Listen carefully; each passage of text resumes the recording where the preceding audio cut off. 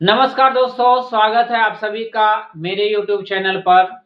आज हम इतिहास की जघन्य घटनाओं को जानने का प्रयास करेंगे। ये घटनाएं हैं जलियांवाला बाग हत्याकांड, जो कि पंजाब प्रांत के अमृतसर में जलियांवाला बाग नामक स्थान में हुआ था 13 अप्रैल 1919 ईस्वी को, जिनका जिम्मेदार सीधे तौर पर अगर कही जाए तो माइकल ओ डायर था। उन्हीं के बहकावे में और उन्हीं के अंदर में जो जनरल डायर था वो मन चढ़ू बन गया था। यही कारण है कि ये सनकी ने निहत्थे लोगों पर गोलियां बरसाने का आदेश दे दिया था। लेकिन ये इसका निर्णय को यानी इनके निर्णय को सही ठहराने का काम माइकल ओ डायर था, जो कि बाद में इनका बदला लेने के लिए उधम सिंह लंदन तक पहुंच गए थे। तो हम इनके बारे में जानने का प्रयास करेंगे। ये घटनाएं किस तरह से भारतीय राष्ट्रवादियों पर छाया और उसके बाद क्या प्रतिक्रियाएं हुई, किस तरह से भारतीयों का जो और 10 साल बाद 20 साल बाद हमको आज़ादी मिलनी थी, अब किस तरह से इसकी रफ्तार तेज हो जाएंगे। वो जो कहते हैं ना, जब कांटे चुभते हो तो हमारी रफ्तार तेज हो जाती है। वही भारतीय आज़ादी के लिए हुआ, हमारी स्वतंत्रता संग्राम के लिए हुआ। तो हम इनकी घटनाओं के बारे में जानने का प्रयास करेंगे। तो चलते हैं, शुरू करते हैं। ये घटनाएं जो लोगों की अफरा तफरी देख रही है, ये 13 अप्रैल 1919 ईस्वी को हुई थी और ये बैसाखी पर्व के दिन 13 अप्रैल 1919 को हजारों लोगों की तादाद में शांतिपूर्ण सभा यहाँ पे कर रहे थे। रॉलेट एक्ट काला कानून के विरोध में। काला कानून इसको इसलिए कहा गया क्योंकि इसका असर भारतीय स्वतंत्रता संग्राम या राष्ट्रवादियों पर पड़ने वाला था। उसने भारतीय राष्ट्रवादियों की ताकतों को दबाने के लिए ऐसा किया था। इस कानून के तहत बिना किसी मुकदमे के शक के आधार पर किसी भी भारतीयों को जेल में डाला जा सकता था। उसको 2 साल 3 साल तक आराम से उसको जेल में कर सकता था। इससे क्या होता कि भारतीयों का जो राष्ट्रवादी ताकतें हैं धीरे धीरे खत्म होती और वह कोई भी आंदोलन करने के लिए रास्ते पर या सड़क पर या सर उठाने का प्रयास नहीं करते। तो जब ये शांतिपूर्ण सभा कर रहे थे तो ऐसी परिस्थिति में इनकी सूचनाएं मिल जाती है जनरल डायर को, और जनरल डायर ने ये फैसला करता है कि इस पर गोलियां चला दी। और यही फैसला को समर्थन करने वाला माइकल ओ डायर था। जनरल डायर उस समय ब्रिगेडियर था, उस मात्र एक सेना का टुकड़ी मात्र था, जबकि माइकल ओ डायर उस समय पंजाब प्रांत का प्रमुख था अर्थात गवर्नर था। तो उन्हीं के अंडर में जनरल डायर था जो ये सीधे तौर पर इस पर गोलियां बरसाने का आदेश दिया था।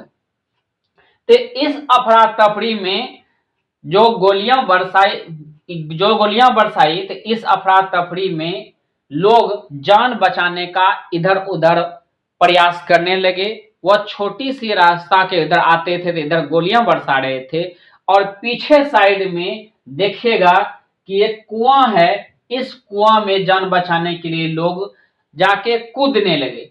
तो जो कूदे तो उसमें नीचे तो था ही गया जो नीचे आदमी, तो उसके ऊपर में और भी आदमी कूदने लगा ताकि मेरी भी जान बच सके। तो नीचे सांस के बिना मर गया और ऊपर में गोलियों से भुना गया। तो सैकड़ों लोगों की मृत्यु हुई, हजारों घायल हुए। ये पल भारतीय इतिहास में कभी न भूलने वाला पल था। और इसका जिम्मेदार जो था तो ये था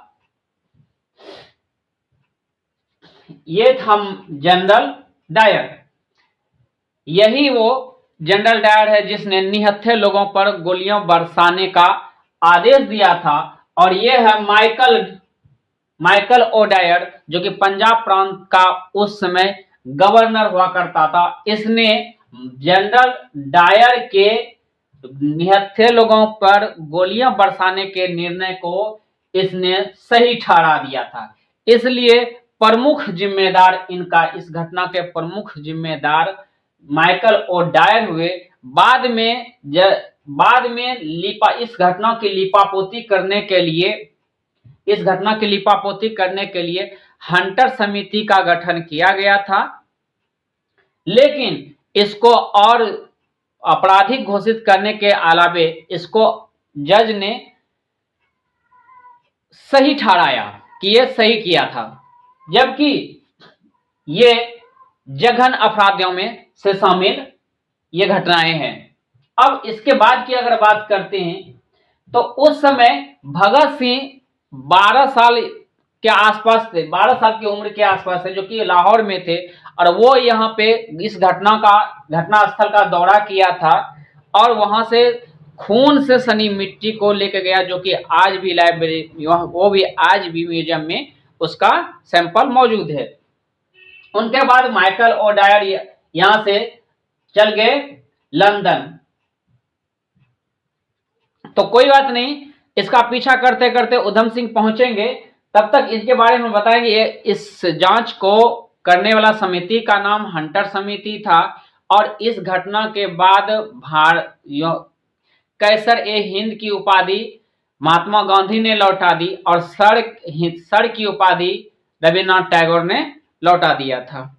अब इस घटना के बाद भारतीयों ने जो स्लो मौसम में काम कर रहे थे स्वतंत्रता प्राप्त करने के लिए, आजादी के लिए, अब उनकी रफ्तार तेज हो गई। जो चीज 10 सालों में मिलना चाहिए हमें, 20 साल के बाद, 50 साल के बाद मिलनी चाहिए हमें वो आजादी, अब वो रफ्तार पकड़ चुकी थी। अब इसे रोकना मुश्किल था। यही कारण है कि इससे दुखित होकर के महात्मा गांधी ने वो सहयोग आंदोलन चलाया। अब रुकना किसी के मन के बस की बात नहीं थी, क्योंकि उस समय के युवाओं में इसके बदले की कार्रवाई के लिए खून दौड़ रहा था शरीर में।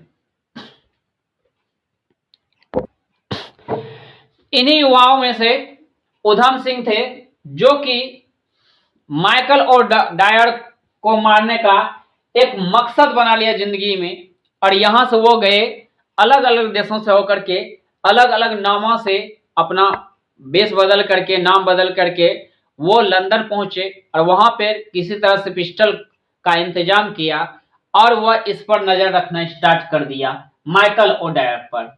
और माइकल ओडायर पर नजर जो रखना स्टार्ट कर दिया, तो कैक्सटन हॉल, यह है कैक्सटन,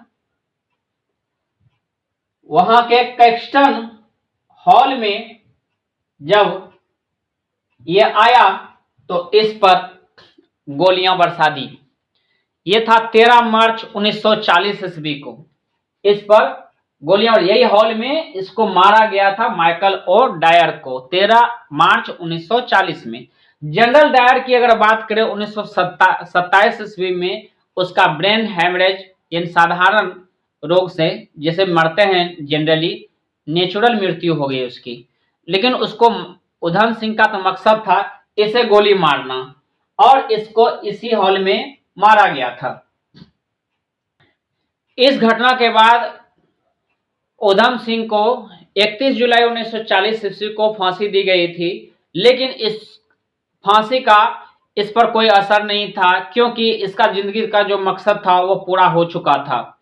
और जिस तरह से गोलियां चलाई गई थी, तो वो घटनाएं आज भी जाकर के देखा जा सकता है, आज भी घटनाएं देखा जा सकता है। जो गोलियों की बौछारें थी उस समय का हाल क्या दर्दनाक हुआ होगा, ये देखिए दीवारों में आज भी इसको देखने के लिए छोड़ा गया है कि जरा देखो ए हमारे देश के जवानों कि किस तरह से भारतीयों पर अंग्रेजों ने कुकृत्य किया था। आज इसे देख करके आपके अंदर में खून खौलना चाहिए।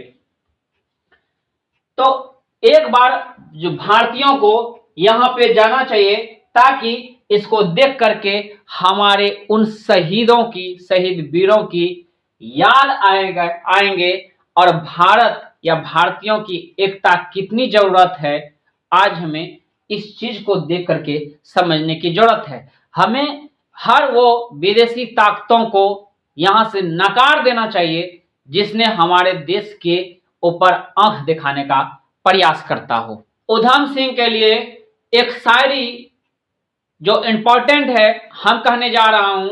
न डर था फांसी का, न मौत का गम था, सीने में भारत मां का ही बस एक करम था, जलियांवाला का बदला बनकर इतिहास में छा गए, उधम सिंह वो शेर थे जो मर कर भी अमर हो गए। जय हिंद।